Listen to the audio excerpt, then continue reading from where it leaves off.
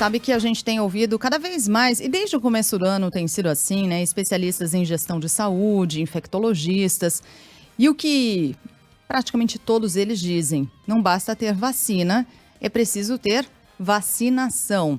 Só que a gente ainda não tem previsão precisa de vacinação, a gente não tem vacina, só que a gente corre o risco de não ter seringas. Pois é, fracassou a primeira tentativa do governo para comprar seringas e agulhas para vacinar a população contra o coronavírus no ano que vem. De um total de 330 milhões de unidades, o Ministério da Saúde conseguiu somente 7 milhões e 900 mil, ou seja, menos de 3% do previsto. O preço teria sido um dos empecilhos e ficado acima do valor estipulado. Um novo pregão, ainda sem data marcada, vai ser realizado pelo governo. A compra de seringas e agulhas costuma ser feita por estados e municípios, mas durante a pandemia, o Ministério da Saúde decidiu centralizar a aquisição desses insumos que são fundamentais para a vacinação. Pois é, com relação a essas datas, né, o Ministério disse que deve começar a vacinação entre 20 de janeiro e 10 de fevereiro de 2021, mas precisa que os fabricantes obtenham registro das vacinas junto à Anvisa, né? Então, esse 20 de janeiro é o prazo dos sonhos. É se tudo mesmo der certo, todo mundo conversando, dialogando, todos os prazos sendo cumpridos e boa vontade de todos os lados, que é como deveria ser nesse caso, em todo o planeta. Que é o que a gente observa no Reino Unido, em outros países da Europa, nos Estados Unidos, onde essa vacinação já começou. No Brasil, 20 de janeiro, desculpa, Sheila, assim como a gente falava da reforma tributária, sabe?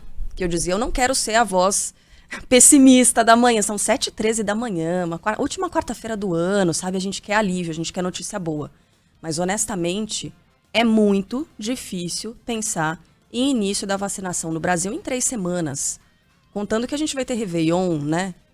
Tem virada do ano, tem paralisação, as pessoas pegam um pouco mais leve. Isso acontece em todos os setores, apesar de a gente estar no meio de uma pandemia, apesar de a gente ter setor que é mais essencial e não pode parar, digamos assim. Uhum. E aí, eu costumo pensar, assim, sobre fazer analogia, porque todo mundo trabalha, todo mundo tem contato com esse mundo capitalista, então a gente consegue observar empresas e como as empresas trabalham.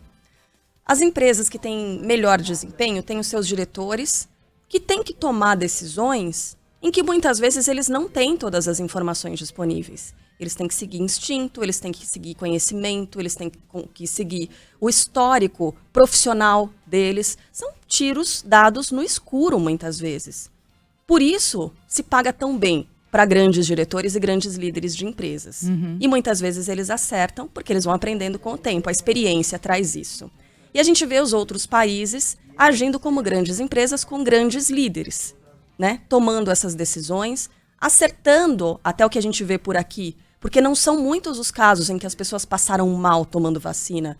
Um ou outro caso bem isolado, tudo bem, que ainda é uma parcela ínfima, né, da população, é só o grupo de risco maior, são os idosos, então a gente tem um número ainda pequeno. Mesmo diante disso, é pequeno ainda o número de pessoas que passaram mal, que tiveram algum tipo de reação, algo que justifique, que diga que essas decisões foram tomadas de forma errada. Pelo jeito, não. São decisões acertadas.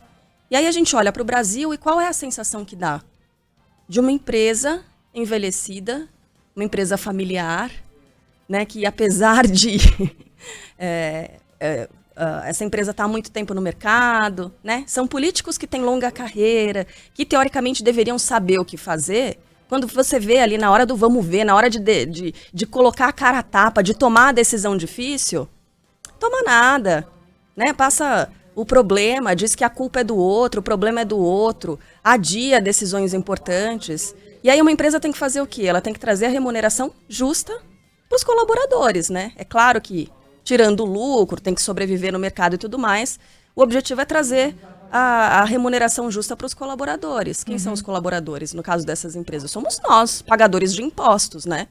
Quem está em um outro país, que está recebendo vacina agora, trabalhou o ano inteiro, então tá, já vou receber aqui o que eu mereço. E quem está no Brasil, trabalhando o ano inteiro, pagando imposto como a gente paga, dá a impressão que a gente está recebendo essa remuneração justa pelo nosso esforço, por fazer esse país andar.